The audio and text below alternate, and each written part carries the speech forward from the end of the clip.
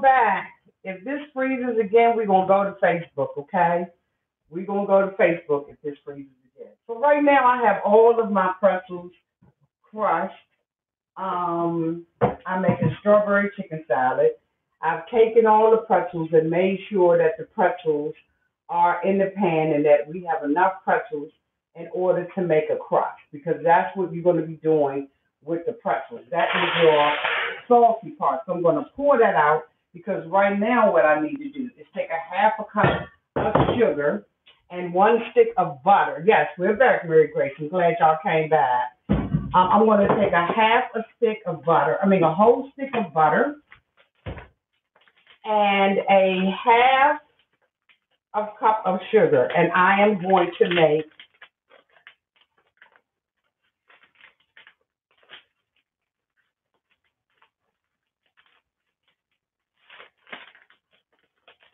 that is going to be what is going to bend the sugar to each other. It's going to be what is going to bind the crust together. So I have my half a cup here, half a cup, and of my sugar. I don't use sugar in my home, so I had to go and buy some sugar.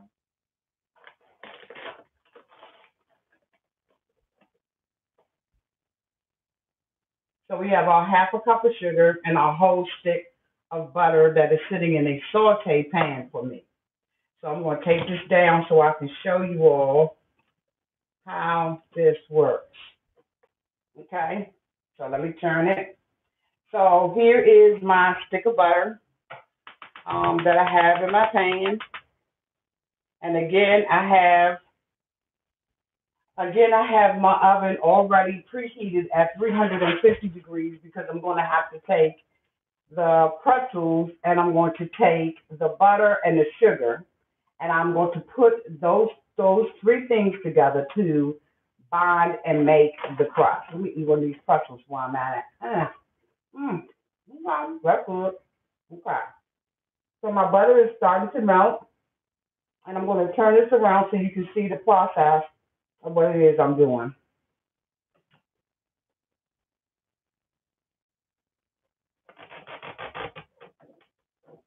Okay. So there's the pan. And as you can see, like I said, the butter is already starting to melt. And then I'm going to move that around and add my sugar in gradually. Woo, this flame is high. But I got to melt this butter. I need to bring this down some. So you're going to take that half a cup of sugar, put that in, and melt that down. And again, this is going to be what's going to be my binding agent. Put a little bit more sugar in there because I didn't have a full half a cup. Now, right now I have my pretzels. Okay. Right now I have my pretzels in a mixing bowl. And as soon as this is fully melted, I will take this and pour this in. You do not want your sugar to completely blend with your butter because what you want to do with it is you want it to have that salty and the sweet taste to it. So this is almost ready. As you can see, it's starting to make a glaze. That glaze is going to go in, again, like I said, with those pretzels. And that's going to be your bottom layer. So as you all can see, that butter is completely melted. So put that little piece right there, but that'll melt too. And that sugar, okay. Woo! That's going to be some kind of good. My girlfriend absolutely loves this, and so does all of my friends. And they've always asked me how to make it. And every time I tell them how to make it, they be like, oh, hell no, I ain't making that. That's too many steps. But I'm going to tell you, it is so worth it after you have finished. So we're going to now take this butter And I've poured all the butter into the pretzels. And I'm going to turn this camera back around so you can see. Oh, no, this thing is doing, oh, what the crap? All right, y'all. This is live, so you know what? This is what happens when you're live. All right, so I'm going to bring this all the way down so you all can see. All the way down so you can see that dish. So this is the sugar and the pretzels together. And now I'm going to stir these things, these components together.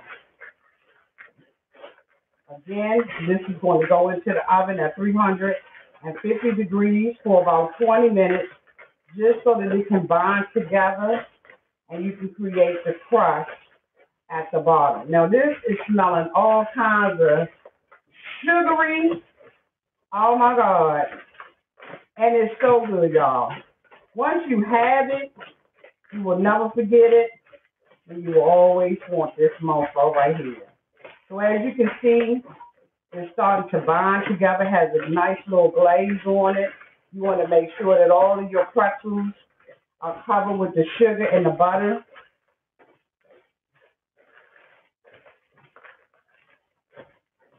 Now right now it looks very crumbly, but once it goes into the oven, that butter and everything, okay, we'll add right back. It'll melt and congeal. All right, so now what I'm going to do is I'm going to take the glass dish, which will be the base, and I'm going to pour this in. Y'all auntie love cooking, okay? She loves cooking. She loves people. She loves, I just love cooking for people. All of my friends will tell you I love cooking and taking dishes to their homes and stuff like that. So now what I'm going to do is I'm going to spread this all the way out, making sure that I pay special attention to my corners. You'll know why later on when we get to the next step. So as you can see, let me show you one of these up close. So as you can see, you can see that sugar is all up in here. All up in here. Okay? So you're going to definitely make sure that you spread this out, paying special attention to your corners. Even if you have little gaps down in the middle part, it don't matter. You got to get them damn corners, okay? So now I'm going to take this and pop this in the oven at 350 degrees for 20 minutes, and I'll be right back. Do you know the way that say, da da da da da da? You saw my timer. Do you know the way?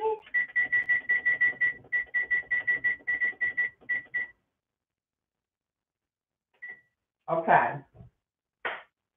So, now that that is finished, we're going to go on to the next part.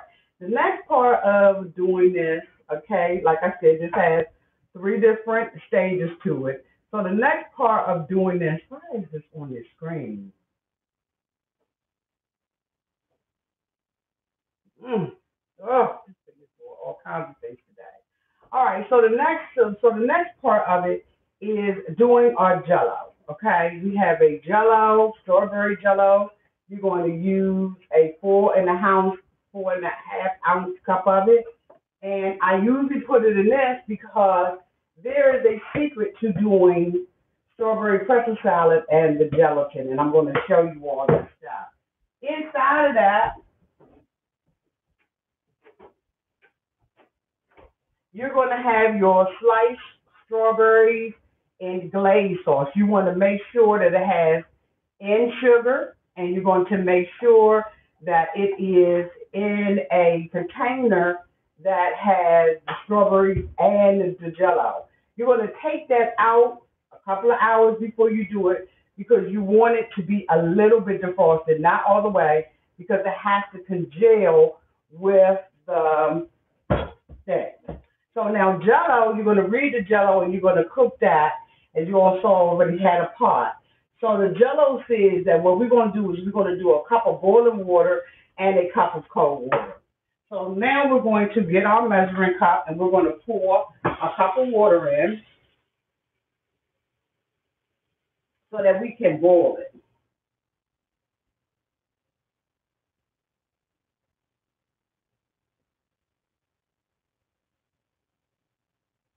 And that's our cup of water. So I'm going to put that on the stove and in that clean pot. Of course, I have already pre-cleaned everything, okay? Because I don't play. I don't play the game. I don't play the game. So while that's boiling, we're going to move on to step 3. Step 3 is doing our cream cheese mixture. So what you're going to do is you're going to do 1 8-ounce container of cream cheese. And you're going to pour that in to a bowl. Okay, so I have several mixing bowls up here, right? So you're going to take that cream cheese, you're going to let it sit out because you want it to be soft and gooey like this so that it's pliable when you start adding your sugar in, okay, and your whipped cream. So I'm going to pour my whipped cream out, okay, because that's what's going to make it nice and cool. So we have our, okay, I hate getting these things open. I can't stand it. I don't know why they don't have a little zipper up on this mofo. I just don't understand it. They know, women cooking with this stuff, and we ain't got time. They know we cooking for people on YouTube. Okay, so now I'm opening this up, and you're going to use a whole 8-ounce of cream cheese, and you're going to just dump that in your mixing bowl. My water's already boiling, so I'm going to pause this so that I can get this done. Let me wash my hands.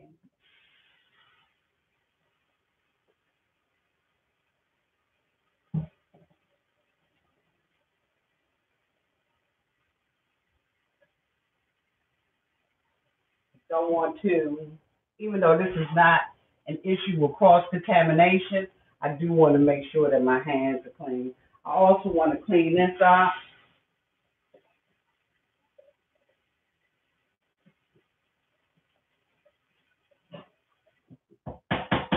Because I'm going to use it.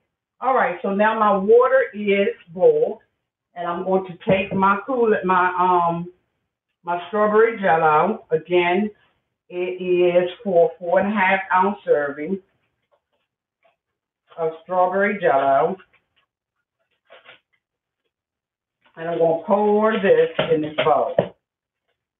You want to make sure that when you use a mixing bowl for the Jell-O, that you use one that has a spout on it, okay? Make sure it has a spout on it. And I'm going to pour that in.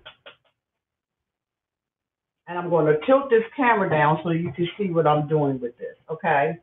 So here's this step. This is step number 2. So excuse the mess, y'all, because I'm just trying to tell y'all what's going on. Trying to be, well, yes, I do, because it's going to annoy me sitting up here on this counter. That's what it's going to do. All right. Oh, shoot. So now with Jell-O, there's a certain process you have to go through. Jell-O, you have to put the boiling water in and stir it for 2 minutes until it's completely dissolved.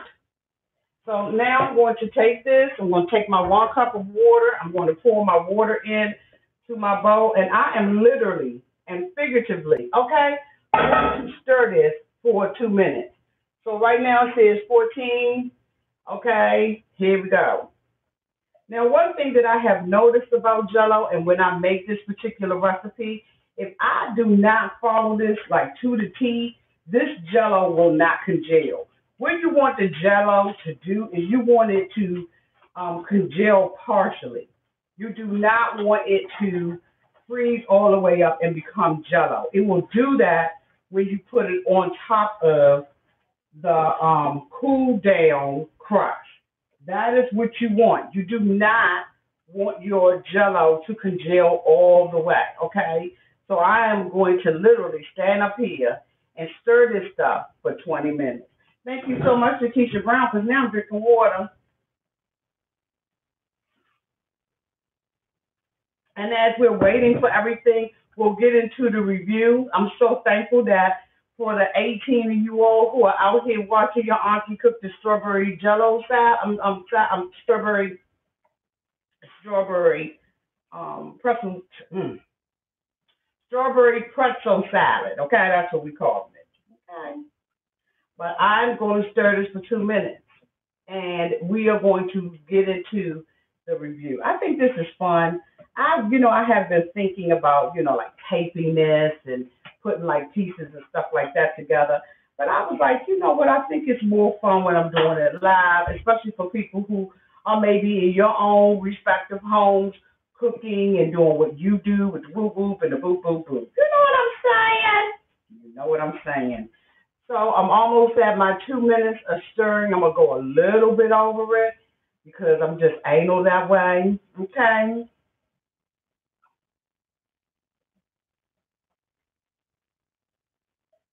Because Jello, when they say stir for 2 minutes, God dang it, that's what they mean. So now I'm at my 2 minute mark. But I am, yes, you can, baby Groucho. You can, and this is sugar free, as a matter of fact, because there's enough sugar in it. So I just splashed all up on the counter. Oh my God, that irritates me. Excuse me, y'all. Put y'all back on that. Just grabbing for a napkin and everything failed. So please excuse me. I know when people be coming back and looking at these videos, they be like, this is just for family, y'all. This is just for family. So now that Jello has been stirred, and now what we're going to do is we're going to add in our strawberries into this hot liquid. Now, knowing that this Jello is hot, it has been stirred. They have asked us to add in cold water.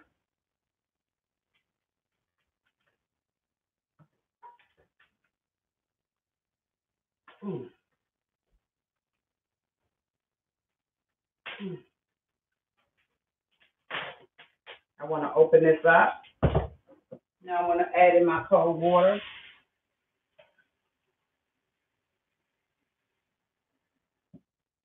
And I want that to stir just a little.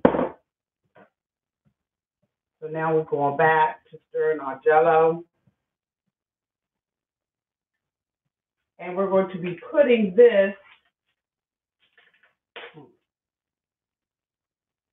sliced strawberries inside of it with that cold water.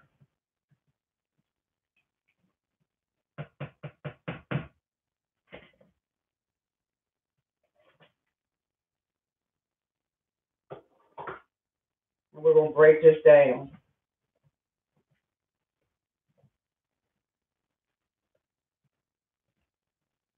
And stir.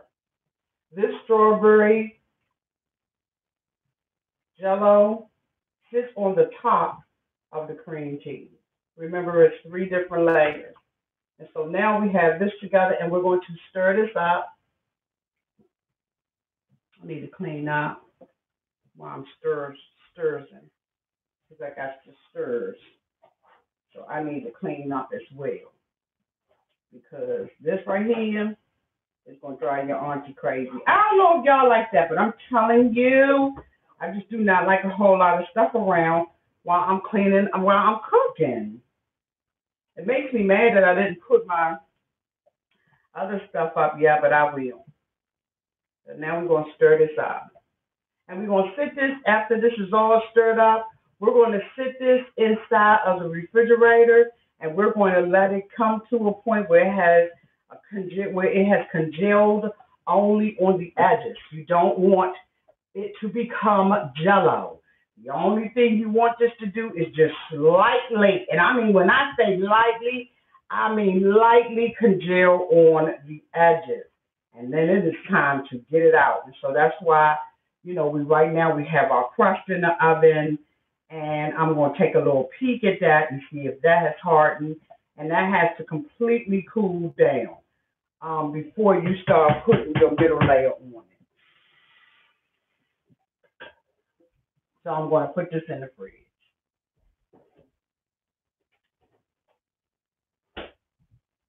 I have had occasions where I have made this, and I have had occasions, you all, where I have made this and I had to do the strawberry over again, and you come on, somebody was sick. Like I was hot as a firecracker that I had, that I had to do my strawberry over again.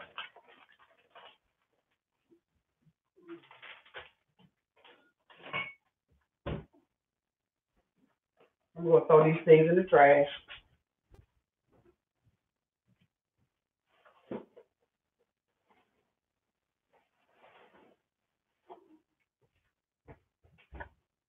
Okay, so now what we're going to do is we're going to move on to our middle layer, okay? Again, our middle layer is 8 ounces of cream cheese.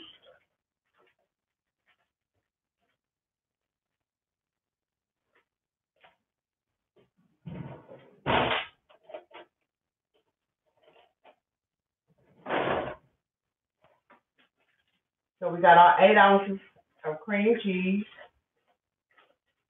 I'm scraping all of it in here. This is the part you be dying for right here. Yes, indeed it is.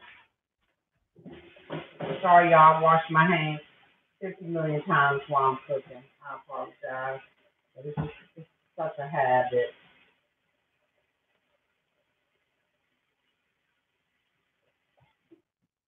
Because if I get anything on my hand, I feel like a little kid playing in mud. And I can't stand it. So now this is our middle portion.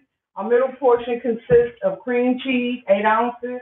It also consists of 8 ounces of Cool Whip. You can do sugar-free, whatever it is that you want. It depends on how decadent you want it to be, how rich you want it to be, if you want to diet or whatever.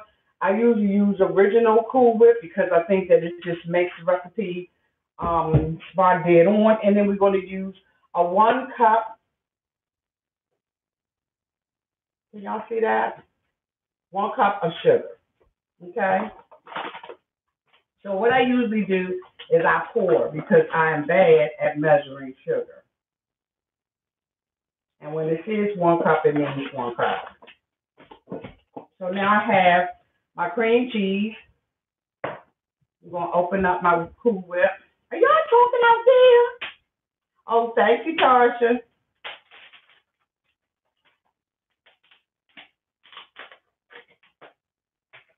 All right, so just 1 second, ladies. I'm going to check on the crust.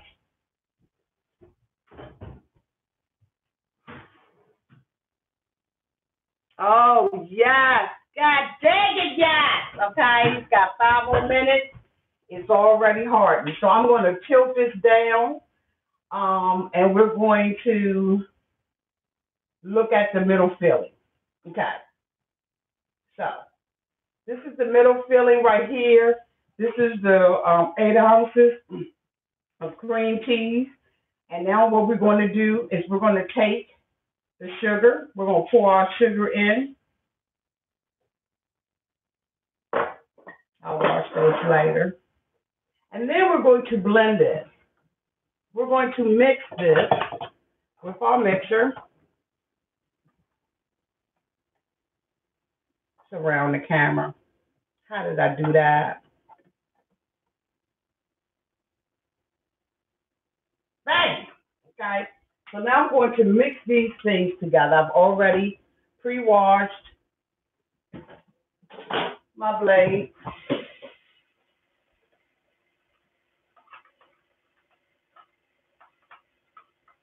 Come on.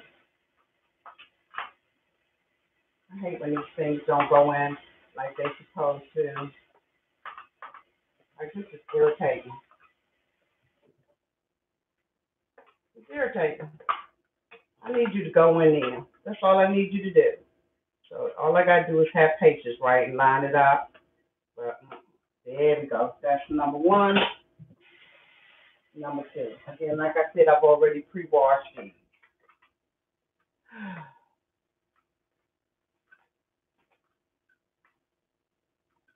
This is why when I give the recipe out to people, they don't do it. They still come back to me and pay me $25 to do a form. So right now we have our 8 ounces, again, like I said, and we're going to blend it. These two things together.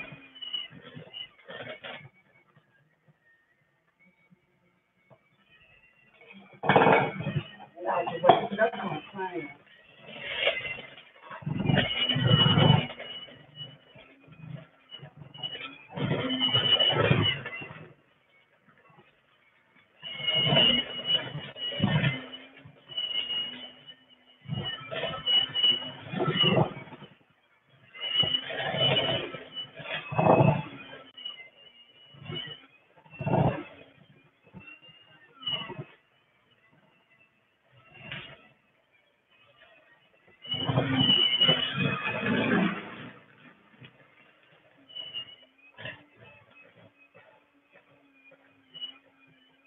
Want to make sure that it's nice and smooth and that you get all of those granulated sugars, okay?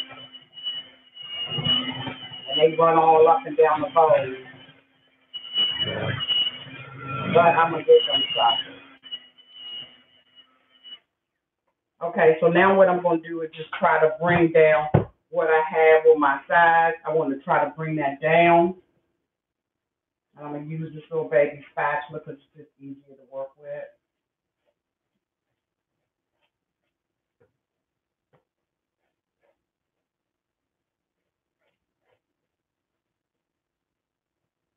And I'm going to take you all over to the stove once I bring the crust out so that you all can see the crust. Doesn't that look good, y'all? It's so good, and it smells so good in here. I'm hoping y'all are enjoying this.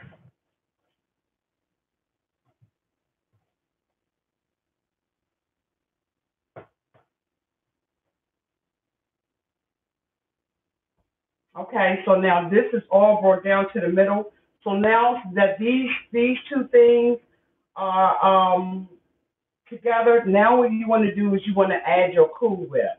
But I'm going to wait on that process because right now it's time for me to take the crust out of the oven. So follow me to the oven. All right, so I'm going to bring that crust out now because it is ready. So I'm going to just move my hot water pot, make sure I have enough space.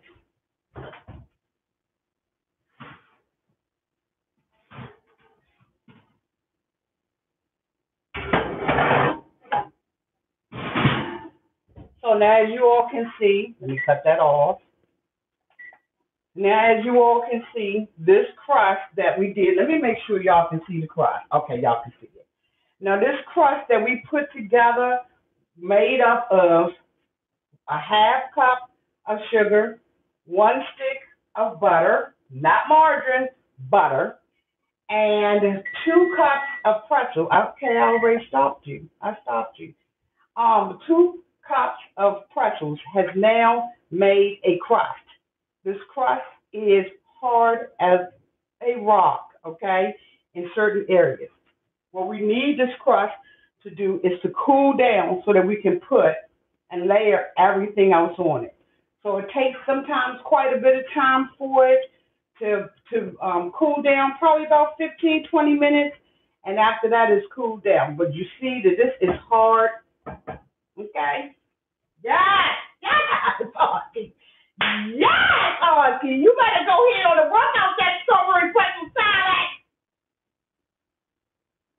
Salt, your butter has to be salted because what this is, thank you so much for asking that question, Donna Dixon. What this is, strawberry pretzel salad is made up of sweet and salty, okay? And so the reason why this is your salty part right here, everything about this is salty. The sugar is only just to enhance that salt. But you have salted pretzels, salted butter, okay? and then you have the sugar so you can make up that glaze in order to make this crust. All right. So like I said, this crust right now has been baked for 20 minutes and it's hard as a rock, but it has to cool down so that you can put the other layers of the cream cheese and the congealed strawberry on the top of it. Baby Groucho, this ain't no joke. Like, this is a serious dessert. Do you understand what I'm saying? This dessert right here is for kings and queens, all right? When I make this and I bring this to any party or any table, people are fighting over this dish. And I mean, when I say fighting, I'm talking about the bitches be fighting, okay? Because it goes so fast because you only make it in the 13 by 9. Now, if I have a big office party or something like that, I'll try to make two, or I'll do it in a deep dish so that I can layer on top of layers. But for the most part, I only do it in the 13 by 9 because as you all see, this is taking quite a bit of time and we're not done yet, okay? So now we're back. All right, so now I'm going to finish up that middle cream cheese part. Yes, it's a 13 by 9. It's a 13 by 9. So now I'm going to finish up, or you could use a 10 by 13 or whatever, but you want to use the biggest Pyrex dish that you have available to you. So now we're going to go back into the middle section, which is the cream cheese portion of it. Now, so far, for everybody who's coming in late, hey, everybody, we have taken 1 cup of sugar and 8 ounces of Philadelphia cream cheese. Now, I ain't used Philadelphia. I just used another generic brand because guess what? They all taste the same. And now what we're going to do is put an 8-ounce container of Cool Whip inside. And this makes a very sugary part. Okay? So we're going to put all that in there. Y'all, my house is smelling some kind of good. That crust by itself is delicious. So even if you have, one of my friends tried it with lemon meringue. She did a lemon meringue with the pretzel crust to it, and I'm telling you, she said her gut clicked out. You know, she just about jumped off, off the balcony eating it. So now we have our Cool Whip inside, y'all. I got to do this. Oh my God.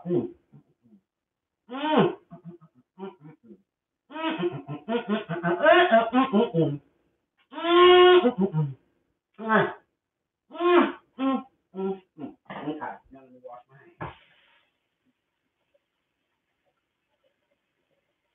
All righty, ladies. So now we're going to go ahead on to this portion of it, and we're going to combine these 3 ingredients together.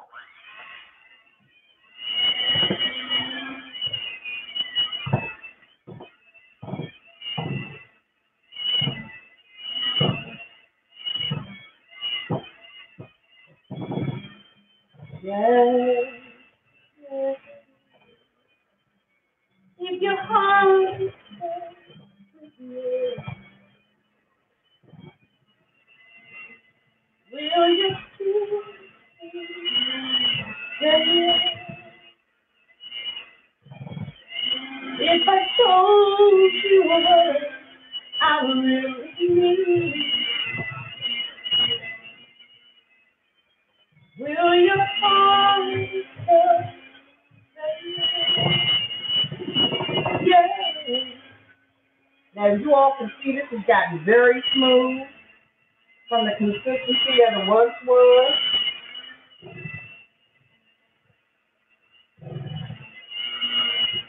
You want to make sure you have no lumps, no bumps, nothing in it. You don't want lumps and bumps all in it. So you want to blend it until you can get that out. And that's why you do the cream cheese and the sugar first before you add the Cool Whip in it.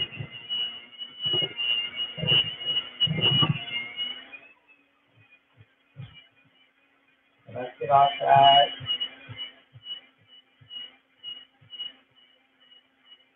I'm not going to do any mukbangs, Tasha. I ain't taking my fat ass out here. Now, I take my fat ass and I'll cook. My fat ass ain't going to sit out here and eat now.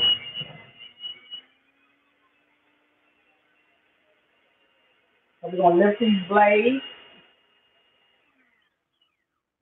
and we're all done with that. So we're gonna put that in the sink.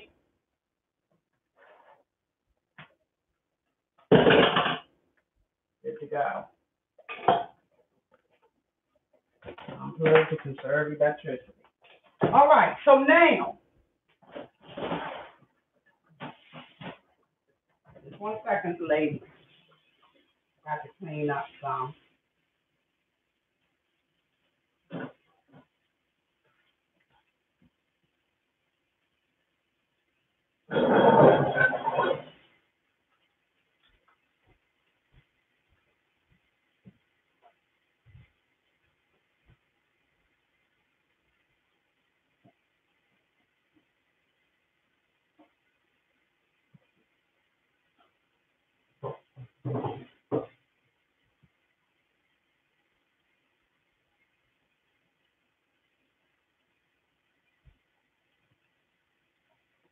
Hey y'all, I'm cleaning up.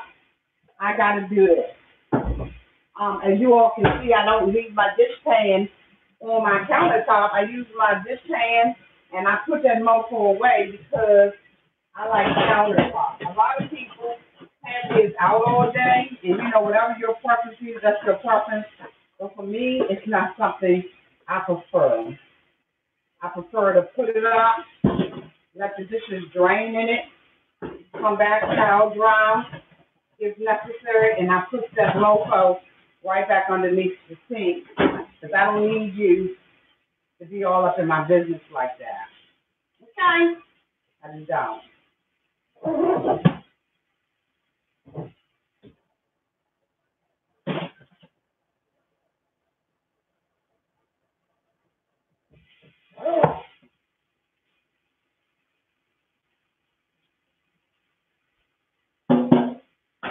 Coming right with y'all, just gotta clean up.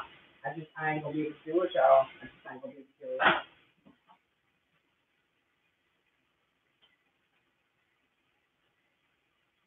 I use a new sponge for washing my dishes every day. Yes, is that anal? Yes, that's what happens.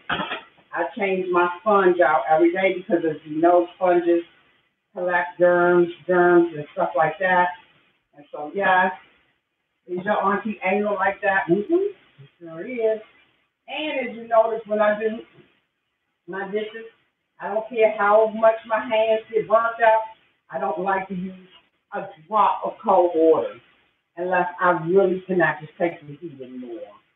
I have my hot water heater set to medium hot so that I can be able to bear the heat of the water. But I don't like to use I don't like to use cold water when I'm doing this. I'm just cleaning everything off that I used today, my chopper, and then we'll get right back into the matter at hand.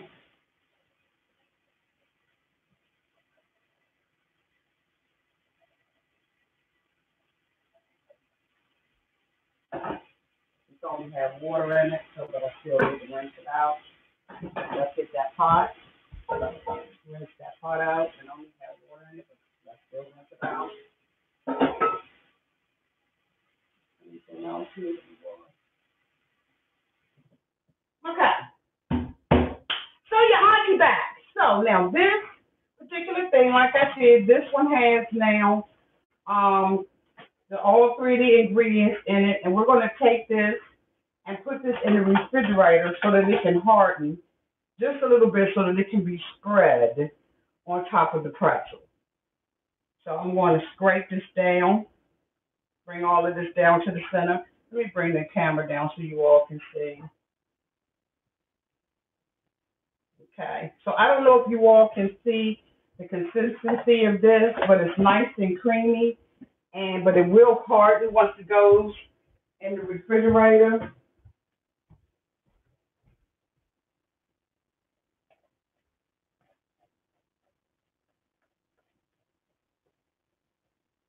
It will harden.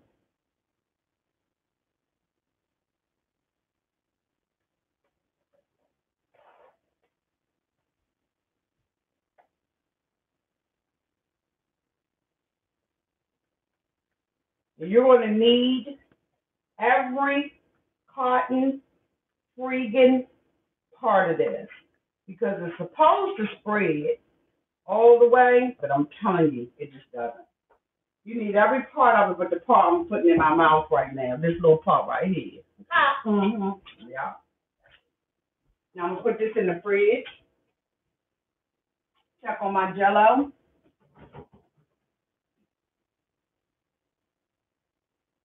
My Jello is almost at congealing.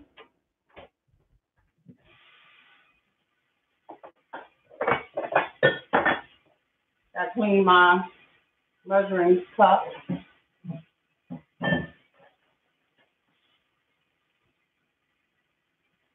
But again, like I said, the only thing about this is just the step, which is a lot for some people. They don't want to, do the whole thing. They don't want to take a break and come back and add the layers on. But your auntie don't mind. And again, like I said, my girlfriend coming out of the hospital after having surgery. And I feel like this is something that I want to do for her and her husband to let them know that I support them and that we family. And I feel like that's the least that I can do to prove my love. Sometimes, you can show love in so many different ways. Sometimes it's just a blessing to be able to feed people. And I think that's why a lot of times, like at repasses and stuff like that, people bring food and stuff like that.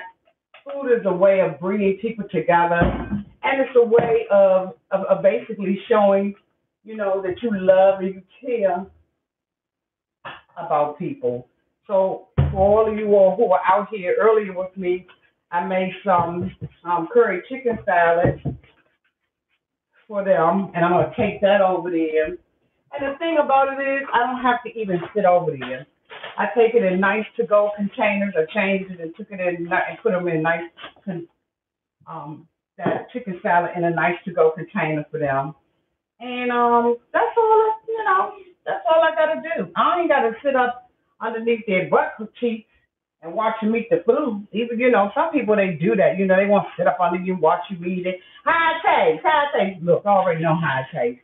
It tastes good because I put love in it, and the friendship and the love and the relationship is what matters, and that's one of the things that you can express through food is love for people.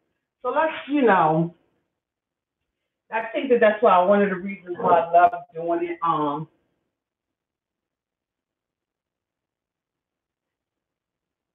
A lot of times during the winter months, I used to feed families. I used to, take it upon myself to just to feed them and feed their families every Sunday, and I would have to go containers, and it was such a blessing that my daughter got involved with it, and next thing you know, she was doing the same thing.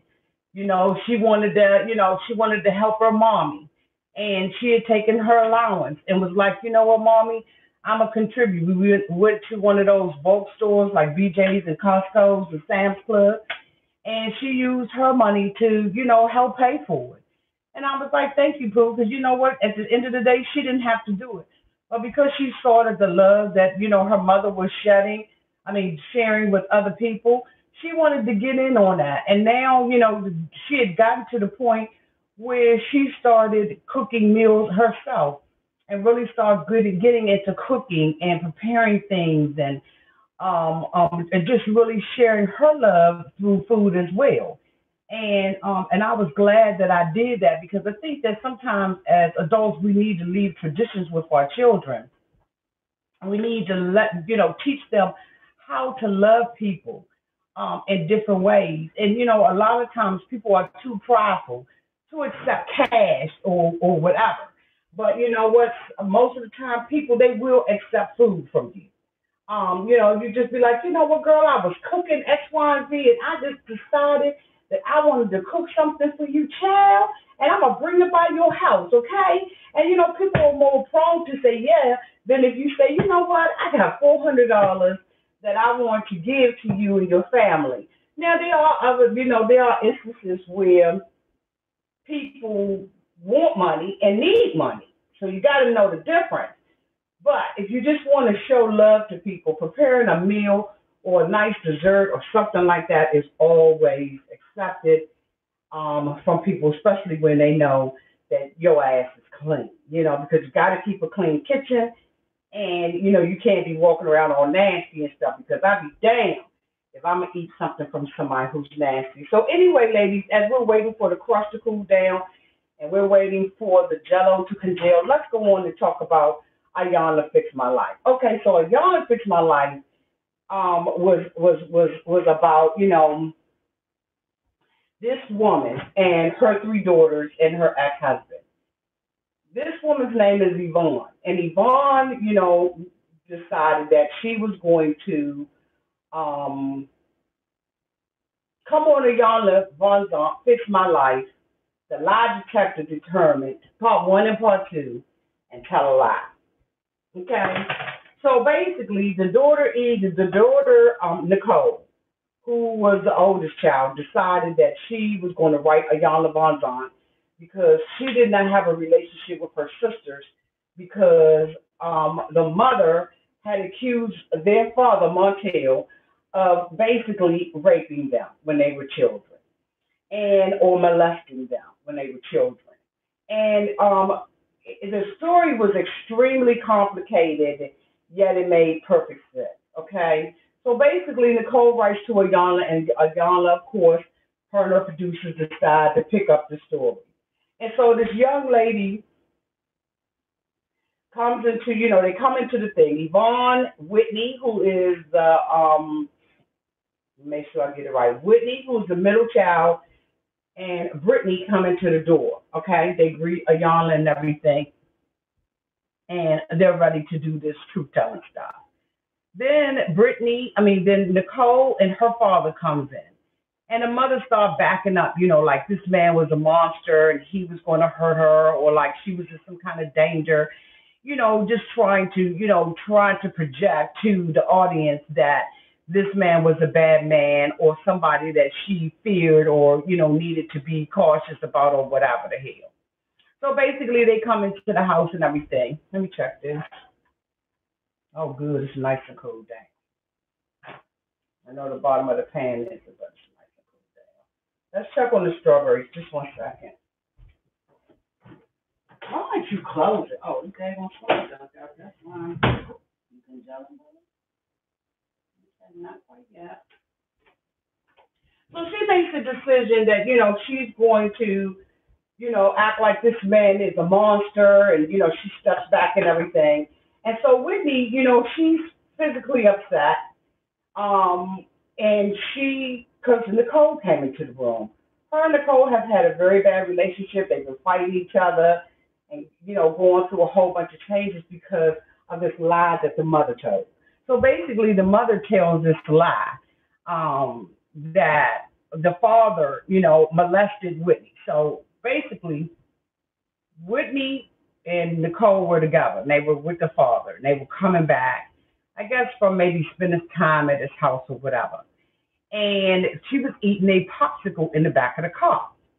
And so the popsicle juice was running everywhere, okay? Nicole said that the popsicle juice was running everywhere. And so the mother brings the girl in the house, makes some kind of excuse, basically, I'm going to take her clothes off or change her clothes, because I guess she had popsicle juice all over her. And so the mother, takes her into the bathroom and says that there's blood in the little girl's underwear. And so the little girl is like, what? So she calls the police and everything, calls the authorities, and basically accuses this man of, basically touching his daughters. It comes, and so now she says that not only has Whitney been touched by her father, but so was the other girl. But she didn't take the other girl to the hospital like she did the other one. She was just more concerned about Whitney being checked. So they come back from the hospital, and it's a whole bunch of hoopla because, I'm sure that this was devastating to the family that this particular thing, happened. And so, that you have the little girl, the youngest child, Brittany. All three of these girls were told by their mother that they were molested. So when they go to court about all of this stuff, I guess some time period went by and they all went to court. When they went to court, Nicole, who is the oldest child, said that her mother told her, "You're going to go into the courtroom and you're going to say that your father did this to you." And Whitney said, and Nicole said, "I'm not going to say that, Mom. And matter of fact, I'm going to tell them that you told me what to say." And the mother said, "Well, if you go in there and do that, okay, Yvonne, the mother, she said, if you go in there and do that, Mom, do that, you're never going to live with me." After she went in and told the judges and everybody that this was not the truth, she said when she got home a day or two later, they were there shipping her ass up out of there into a detention center and a foster home. The mother literally took the daughter out, kicked the daughter out of the house as a young girl. And you have to think about what kind of evilness is in the heart of a person who would do something like that to their child. When you are a mom and you're here, you raise your children. I can't understand why a mother would do something so cruel to their child. But anyway, that's what the bitch did, okay? So basically, these girls have been living with no proof whatsoever, okay, that this happened to them. So Iyanla sits down with Nicole, who is the one who actually wrote the letter, and goes over, the story with her. And she calls Yvonne Yvonne. She doesn't call her mom, she calls her mom. And she said, my carrier. And she calls her by her first name. And so Iyanla is, really taken aback, and she realizes that Nicole is just really, really broken. She's really hurt. And Nicole, because she has been separated from her dad and from her sisters and from her mother and never felt loved by her mother, is a violent person because she has not, I guess, probably had an opportunity to communicate and to be heard. There was a review that I did on my other channel when I talked about people need to be heard. And so, she wasn't ever heard by anybody. And when she, grew up, she did have an opportunity to grow up with her father and the father side of the family because I guess they must have taken her, from the detention center and the foster home and everything that her mom had put her in. Nicole says that she never felt loved by her mother and that, she resented her little sister. But these things came out later on. So basically, Nicole is broken down. She's all upset and she's crying. And Iyanla said, sometimes you can process pain by walking, by moving, by being physical. So she takes Nicole outside and she walks Nicole, outside of the house and everything. And then she has an idea that she's going to have her talk to Whitney. Now, Whitney and Nicole, the last time they saw each other, they were fighting. Whitney alleges that she had her son in her hand when her sister attacked her. And she was like, I don't want to have anything to do with her. Her presence makes me ill, and I just don't want to be with her, around her. So, Iyanla tries to get the two of them outside of the house to talk to each other, and it ensues into a huge argument with Nicole threatening to whip the girl's ass. Iyanla's talking to her and, trying to, mend their relationships or at least get them to the point where they can talk about something. And Nicole attacked her and was like, don't think that this is what's going to keep me off your ass. And so the sister's like, I'm not going to back down. You hit me in front of my child. You attack me in front of my child, and woo. So Iyanla was like, look, let me tell you something, Nicole. What you're not going to do is fight on national television. Two black women, you're not going to fight on national television like this. It's not going to go down like this. And Nicole is steady trying to attack her sister. And Whitney is, basically having her voice and saying, how she feels about the thing. And so, Iyanla told her, she said, what, this is why you've never been able to be mothered, because you don't have a sense of of yourself. You don't have a sense of being mothered. And you know what? That's sad when you didn't grow up, with a sense of a mother in the household.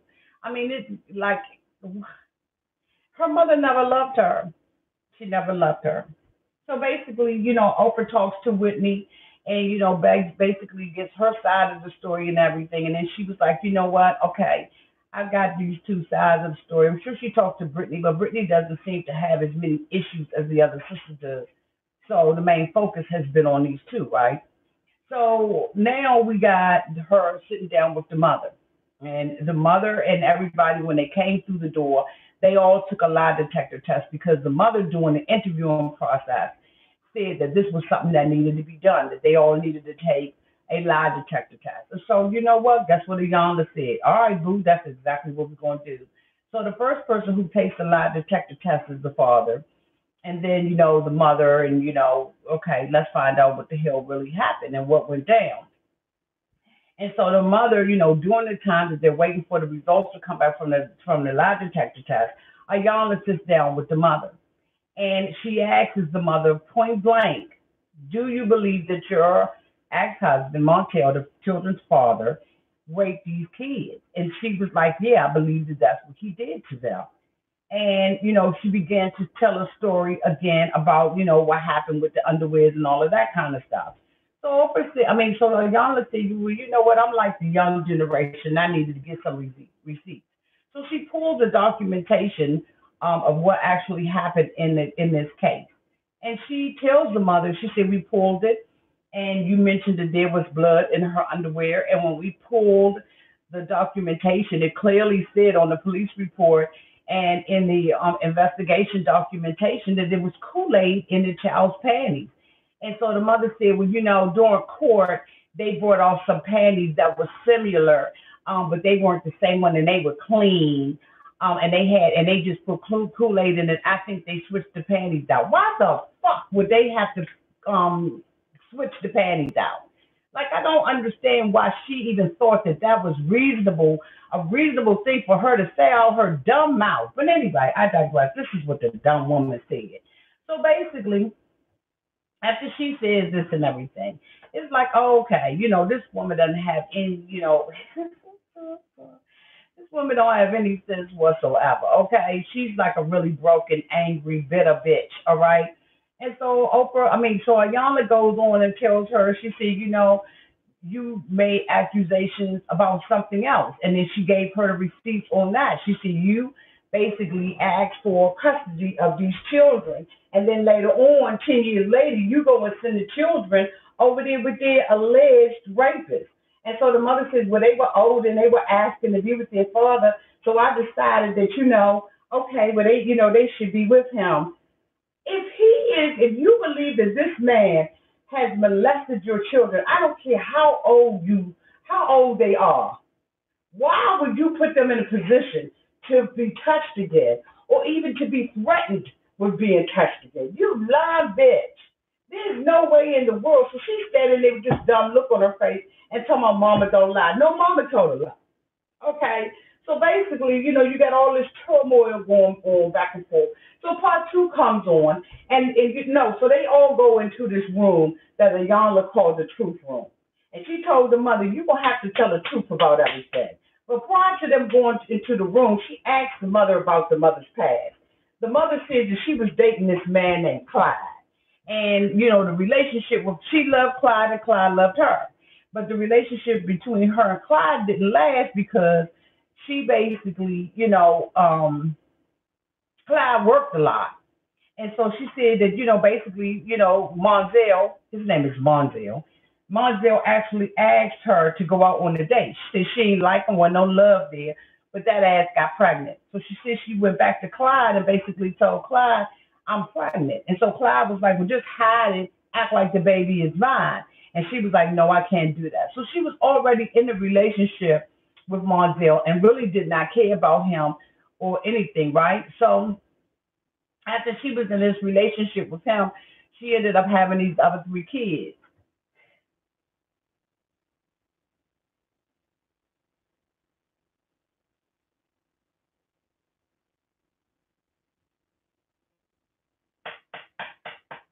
Only to accuse this man of molesting them. And here this man has had to go for 25 years with this stuff hanging over his head. She told Nicole's girlfriend that, what you say?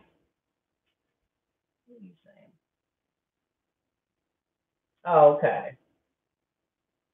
So basically, she tells tells Nicole's girlfriend, Clive, Mr. Bullet, because the mom needed counseling a long time ago. You so right about that, Nessa. So she basically tells, Nicole's girlfriend that Nicole's child could be her father's, that he could be both the father and the grandfather. How sick of a bitch do you have to be to say something like that? How vindictive and evil of a bitch do you have to be to accuse somebody of doing that?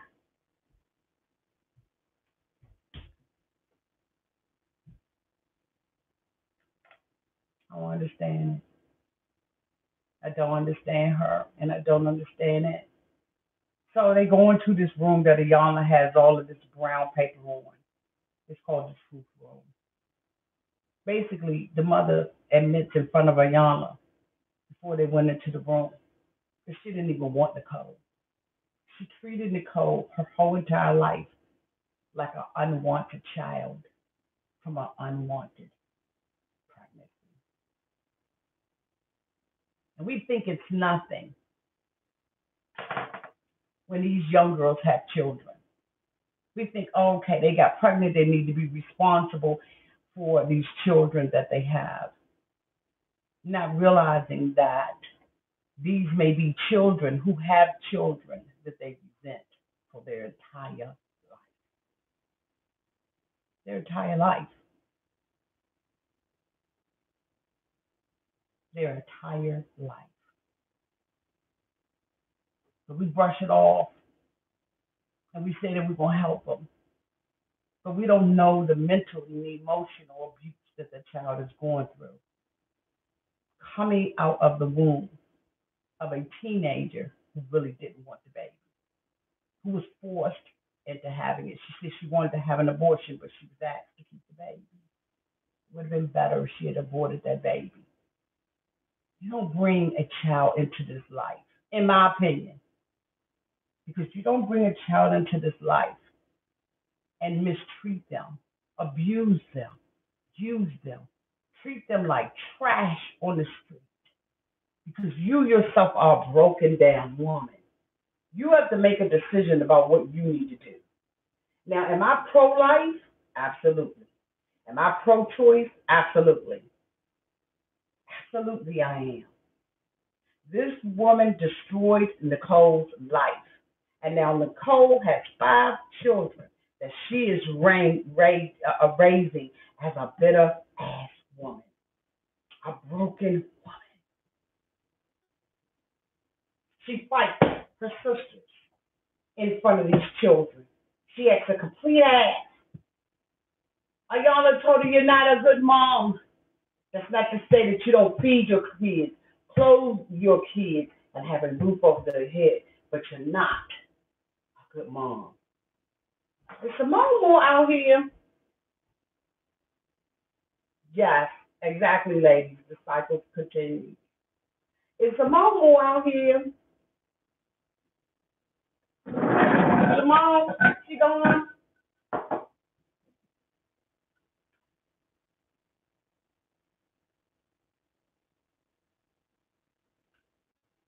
Okay, this would have been a time for me to give her a rant. She thought about that. Giving her a rant. Okay, hold on, ladies, while I go and check the strawberry, okay?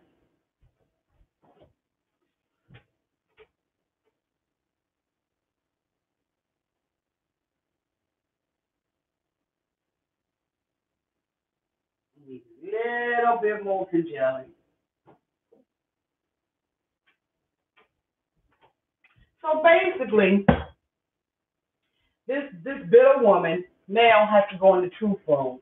All her and the girls, they go into the truth room and they write on the board and they say what the truth is. What do they want the truth to be? You know, when she sits down with Brittany and talks to Brittany about what has happened, Brittany says that she's not sure if she was raped or not. She believes that something happened. Ayanla asked her, what will hurt more, knowing that your mother is a liar or knowing that your father raped you?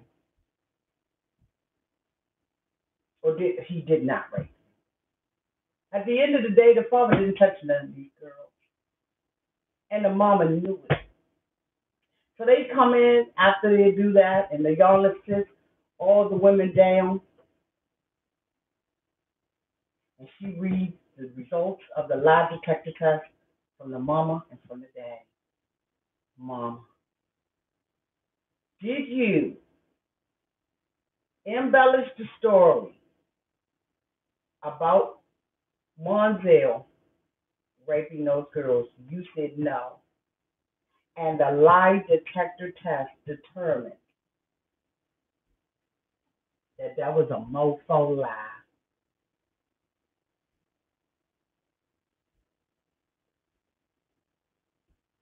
That there was deception in your answer. The mother says, wow, really? Really? The daughter said, that's all you going to say? Is really, Mom? After you got us thinking that our father done touched her?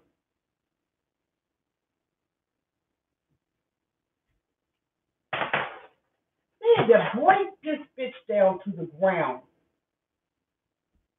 for her to admit that she lied on that man.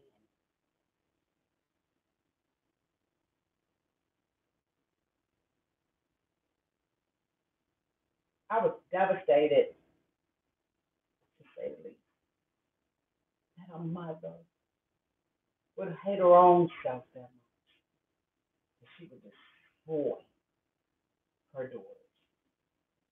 Again, am I pro-life? Yes. Am I pro-choice? Absolutely.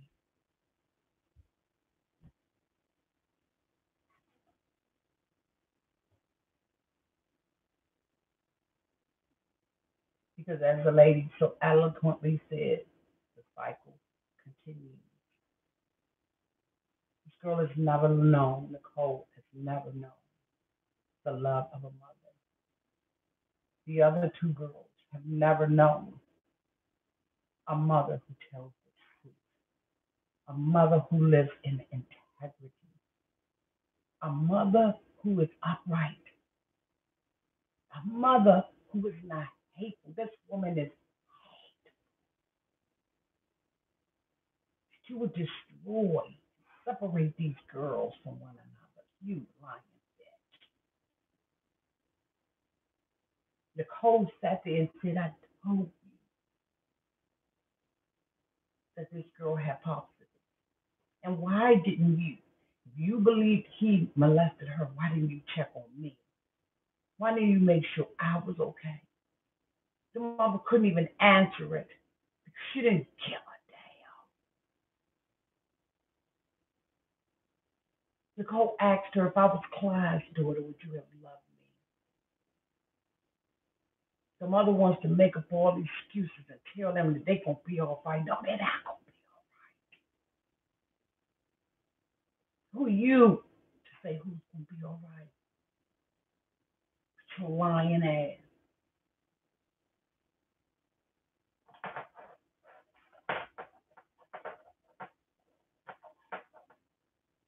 So we come back, and the girls now get the opportunity to confront their lying ass mother, who tried to hang on to that lie as long as she could. And then she sits up there and lies and says, well, what happened to the girls? What do you think happened to them? The other daughter, Brittany, says, Mom, you did this. I understand that when you were 12 years old, you were touched. And Iyanla said, wait a minute, what did you say? So the mother, at 12 years old, was molested by someone. So she wanted to perpetuate that same hurt onto her daughter.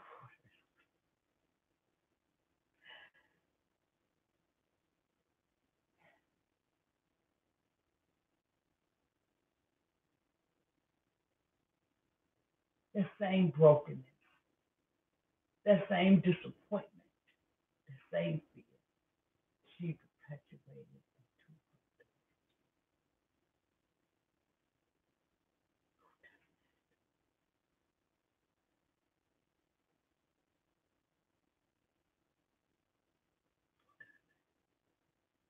her. And then the father comes out.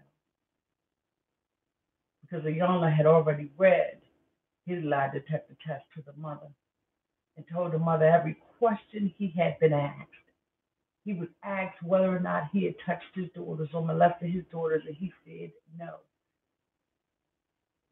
And the lie detector test determined that there was no deception. Every question he answered, there was no deception. So the mother wanted to get in her fucking feelings, and Iyanla told her, "Bitch, you the one asked for the lie detector test. Now that it is giving out results that you don't like, now your ass don't like it, girl, sit down, sit down."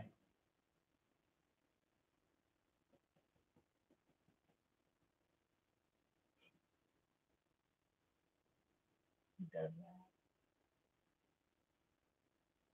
Who does that? Come on. This woman is just the worst beast ever to do something like that to a girl.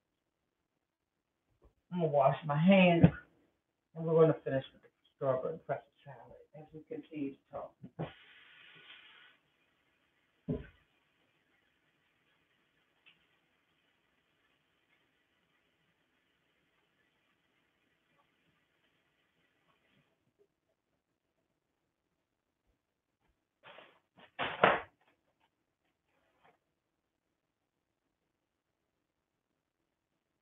Okay, so the crust now is completely finished, and we're going to go ahead and start layering. Um,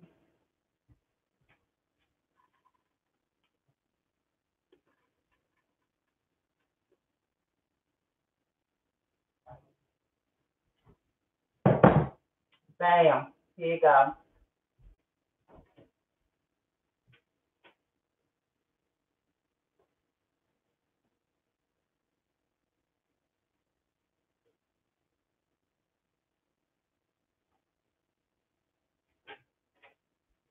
So we're going to take these two. The crust is nice and cool because you want it to be cool. There are some of the pretzel pieces that are loose, but I'm going to show you why I wanted you all to pay particular attention to the corners. So when you pour the jello over top of the cream cheese mixture, you want to make sure that you don't have any space or any air bubbles where that can come in, okay, where the jello can seep through, because then you're going to have soggy pretzels. So making sure that your corners and everything is covered is imperative with this recipe, okay? So I'm going to tilt the camera down, and this is the crust, as you all can see, and this is the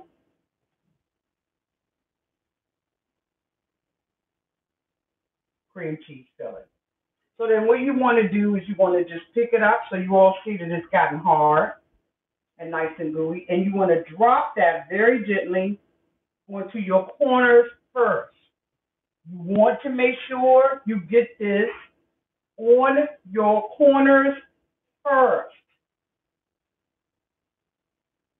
because some of the pretzels are going to lift. So it's imperative that you do your four corners first when you're putting this layer on.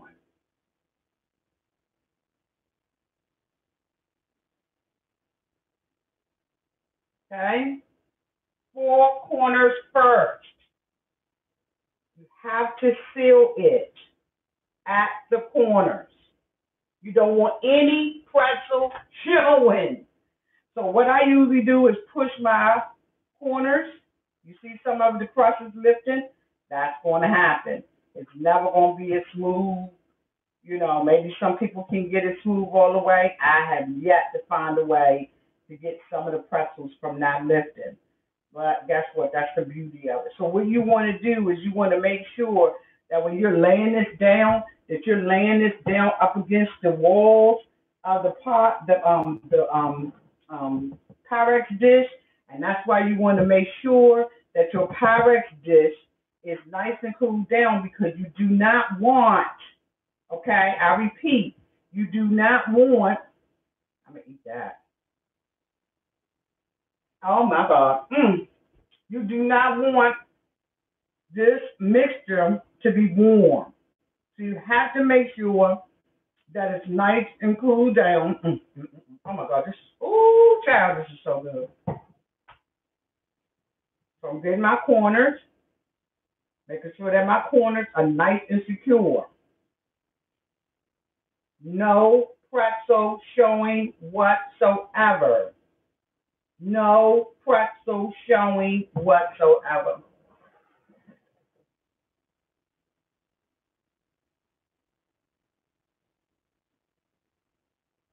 You have pretzels that lift up and come into it. You want to take them out. You want to put them at the bottom. You want to make sure that every one of these corners and on these sides that it is covered.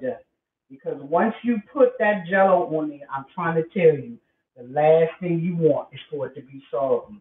So now we're going to work this side over here. We're going to spread it out, and we're going to put that on there. We're going to spread it slowly, because what we want to do is we want to get up against the walls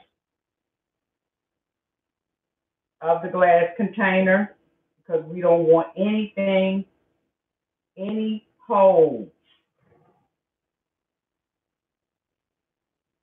See, there's a pretzel right there. Got to come out of there. You got to come out.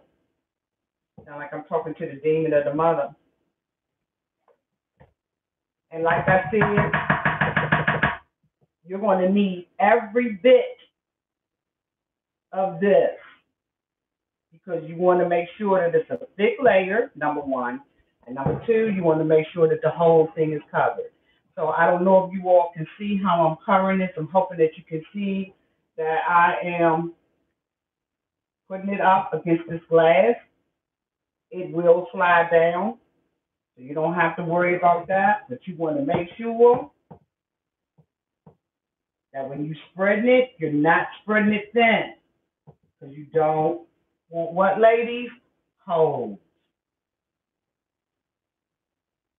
So whatever you have to do to protect yourself from having that, that's what you do. You have to take the mixture and push the mixture back. That's what you want to do. Again, when I make this for a big crowd or something like that, I double up on my cream cheese and I double up on my Cool Whip, because I want to make sure that my layer is big enough to really spread across. So as you can see, once I get these done, I'll start spreading across. But I'll always make sure that my edges and stuff are done first, because that's the most important part when you're trying to pour that jello on top of this.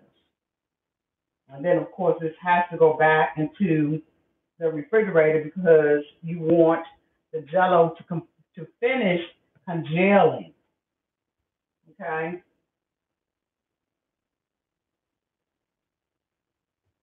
So anyway, the mother, Brittany, required more of her mother. And after they sat there and they realized that, number one, their mother had lied, they realized everything that they lost. They lost not only a relationship with their sister and their father, but they also lost a relationship with the rest of the family. And then this is when understanding came upon them. And Whitney began to, tell Nicole, you know what, Nicole, I'm feeling you. When the father sat down with the mother, and the mother, kind of found out that the mother had lied, and, she was like, forgive me. Iyanla was like, you don't have to forgive her. You do not have to forgive her. And he was like, I don't. And you know what? You can't blame him. This man has walked around with this on him for 25 cotton freaking years, because this woman wasn't satisfied with the man that she was with. Even when she began to tell Iyanla, her story about, Clyde, you could see the regret and the hurt that was still in this woman's heart as it related to her relationship with Clyde. Like, she loved Clyde. And guess what? It ain't nothing wrong with you loving anybody. It's not anything wrong with you, regretting, what could have been, that wasn't, and all of that kind of stuff. But when you start hurting other people because of the mistakes that you made in your life, bitch, bye. Okay, so this part right here is lifted, and I don't understand why. But at the end of the day, you can lift and do whatever you want to. It's easier to cut. Because I know one time I made this, and I had the daggone crust so daggone hard, you couldn't even hardly cut through it. So what we're going to do is just make sure that we don't have any holes. No holes. See that hole? Got to cover that hole up. Every hole has to be covered up. And like I said, y'all remember when I was saying earlier, I was like, you're going to have to make sure that you have all this available. Like you don't want any of this to not be available for this particular recipe. And that's what makes it so time consuming. Because one thing got to be cold, the other thing got to be cold, the other one got to be hot, it got to be cooked, and then you can't get it to congeal all the way, and it just makes it one of those recipes that's time consuming, and a lot of people don't want to spend the time to do this. But let me tell you, when you eat it, you be like, oh my god. And when I love people, I spend the time. As you all can see, I'm almost done with this. I will go back over my edges, so I always leave a little teeny bit left to make sure that I go back over all them edges and make sure that there are no holes. None. Because I cannot afford for any jello to get through. So I'm sure you can't see this, but there's a little hole that's right here. I got to cover that mofo up, okay? Because what we're not going to do,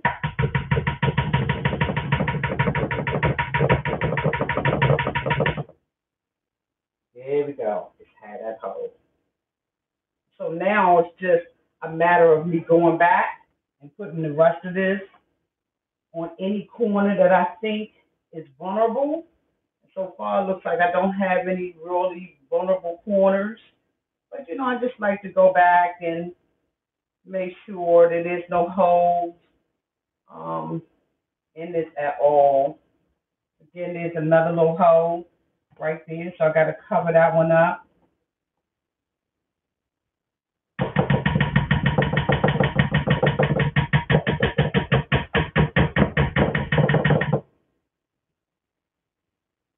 Bam. Bam. Is that a hole? No. It's an out of place pretzel.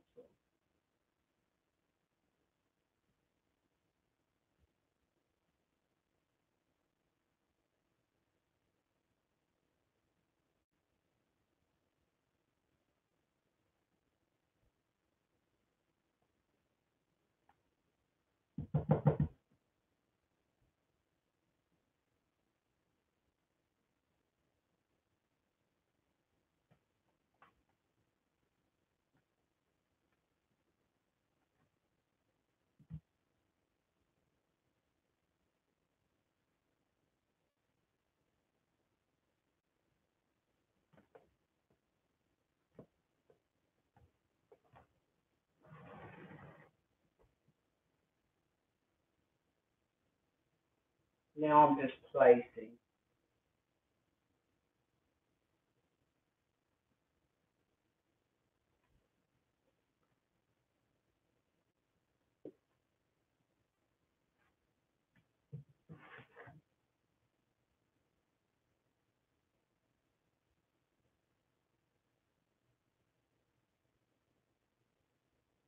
All right.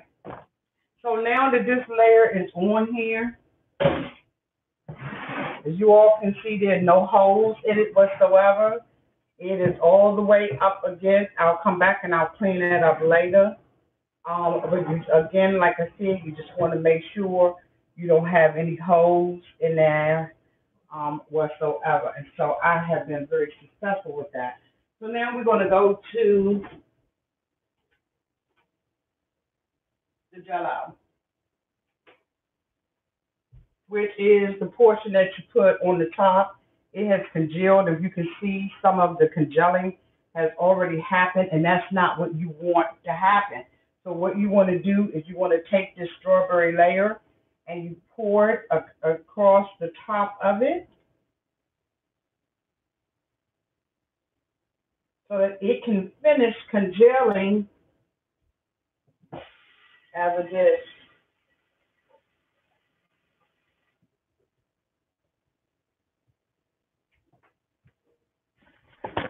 And now this is going to have to sit in the refrigerator for the amount of time that it takes.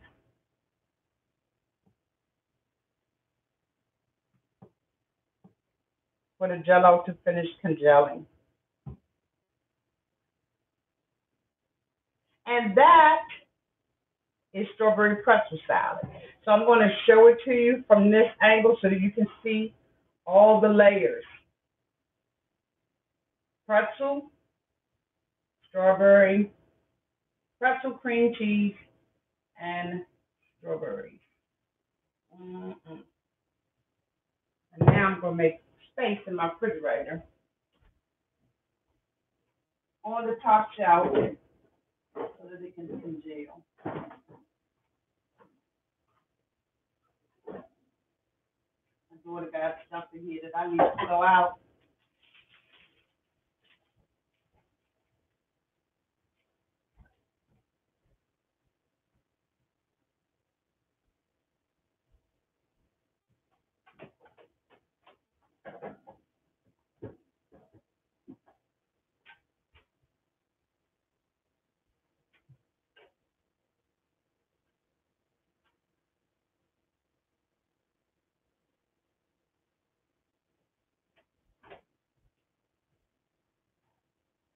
So, ladies, that is strawberry pretzel salad. And again, like I said, I will make sure that I put the ingredients to the strawberry pretzel salad and the steps that you have to take in order to get that done. That's going to have to, like I said, sit in the refrigerator for another hour or so, just so the strawberry can congeal on the top of it. And then I will wrap it up with saran wrap, and I will take it to my girlfriend's house along with the chicken salad and some rolls, and that will be din. Okay, you want to make it? Okay, that's it is delicious, and I'm telling you, when you finish making it, put it down in the comment section. So, like I said, you know, the family, the daughters, and everybody now had an opportunity, being armed with the truth, to heal their relationship and come back together as a family. A family that this mother intentionally destroyed with lies about the father. All because she had been molested when she was 12 and couldn't get over the heartbreak of not being with the man that she loved and that she desired to be with. But what you don't do is destroy the life of someone else because of your particular hang-up. Like, that's not fair for anybody. I'm cleaning up, y'all. So I got to clean up. It's just not fair for anybody to endure that kind of pain, that kind of hurt, because you've hurt. My snack cabinet. My daughter's snack cabinet.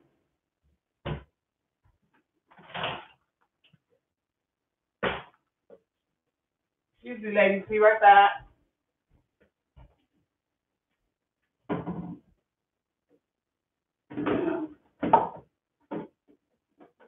Okay, so I don't have no room on that side anymore. Oh, who won't on that side? Oh. Okay, I don't have to make a decision about that because I just took that out and I ain't got no room over there now. But you know, she destroyed somebody else's life because she hurt.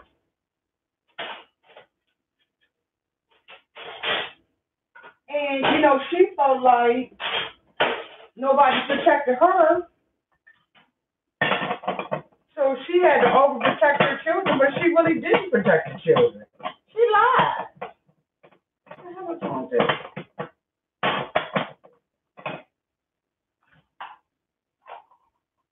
I just flat out lied and destroyed this man's life and the girl. Then the car was just broken. Lying, bitch. Like, I wanted to kick her ass. And I'm going to go ahead on and be 100 about it. I wanted to kick her ass. And I know that if I was him, you know what? Mighty funny.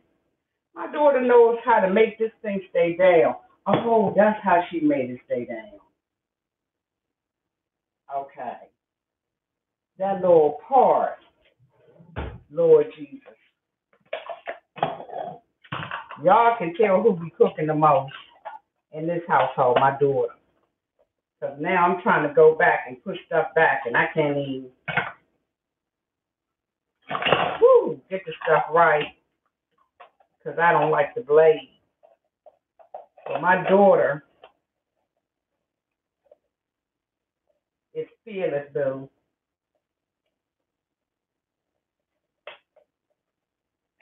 But I did it. Now I can put it back where it was. You know, that's a damn shame. Well, your child got to be the one to lead the way up in the kitchen.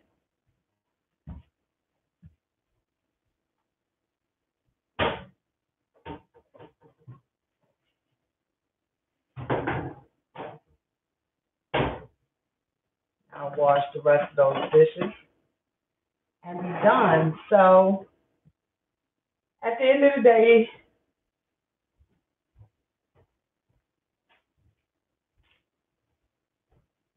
Iyanla indicated that all was right with the world, that the sisters are now working on their relationship, and everything is good. Ooh.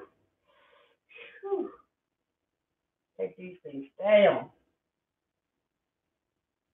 You know, after having these things in a week, they still hurting. That's why I haven't been able to style them the way that I want to or anything, because they are still hurting after a week. And the other ladies that put my other ones in, I guess they weren't as heavy-handed on my head.